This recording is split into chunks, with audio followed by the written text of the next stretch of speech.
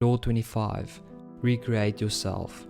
Do not accept the roles that society foists on you. Recreate yourself by forging a new identity, one that commands attention and never bores the audience. Be the master of your own image, rather than letting others define it for you. Understand this. The world wants to assign you a role in life, and once you accept that role, you are doomed. Your power is limited to the tiny amount allotted to the role you have selected or have been forced to assume.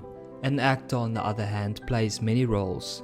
Forge a new identity, one of your own making, one that has no boundaries assigned to it by the envious and resentful world. Your new identity will protect you from the world, precisely because it's not you. It is a costume you put on and take off. You need not take it personally, and your new identity sets you apart, gives you a powerful and memorable presence. Those in the back rows can see you and hear you. Those in the front rows marvel at your audacity. The character you seem to have been born with is not necessarily who you are.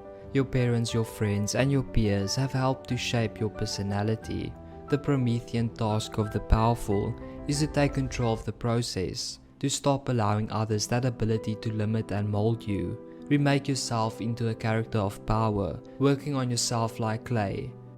For thousands of years, only kings and the highest courtiers had the freedom to shape their public image and determine their own identity. The rest of mankind played the limited role that society demanded of them and had little self-consciousness. Observance of the law. Julius Caesar made his first significant mark on Roman society in 65 BC when he assumed the post of aedile, the official in charge of grain distribution and public games. He began his entrance into the public eye by organizing a series of carefully crafted and well-timed spectacles, wild beast hunts, extravagant gladiator shows, theatrical contests. To the common man, Julius Caesar became indelibly associated with these much-loved events. As he slowly rose to obtain the position of consul, his popularity among the masses served as the foundation of his power. Julius Caesar was perhaps the first public figure to understand the vital link between power and theatre. He said his lines as if they had been scripted. He gestured and moved through a crowd with a constant sense of how he appeared to his audience. Like him, you must arrange to place yourself at the center, to command attention. Being aware of yourself as an actor and taking control of your appearance and emotions. Adopt the plasticity of an actor who can mold his or her face to the emotion required. A character that compels attention, that stands out above the other players on the stage.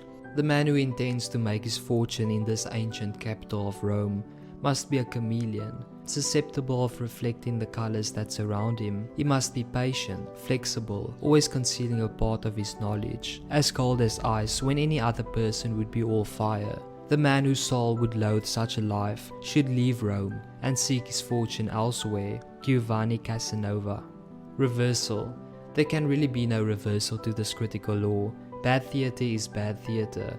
Even appearing natural requires an art. In other words, acting.